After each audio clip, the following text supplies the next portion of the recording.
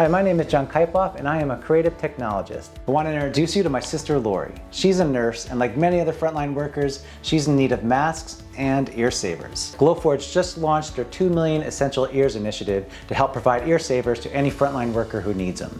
They're adjustable and makes wearing a mask all day comfortable. So if you're a frontline worker, go to glowforge.com to receive your free ear savers. To own a machine that can literally turn your ideas into tangible objects with such speed and precision is nothing short of magical. Anybody can do this. It doesn't matter what your background is. Anybody with a Glowforge can learn how to make beautiful things within a couple of hours. With my Glowforge, I made things for sign companies, print shops, furniture makers, and museums. And then I invested the money that I made using my Glowforge back into renovating my shop and buying more tools.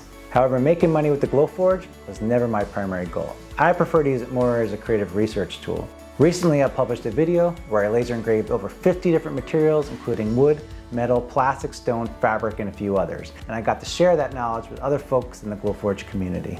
I've had my Glowforge in my shop for a couple of years now, and it has completely changed my approach to making things. I know that my Glowforge helps me build the life that I want, and at times, it has also provided me with an opportunity to help others.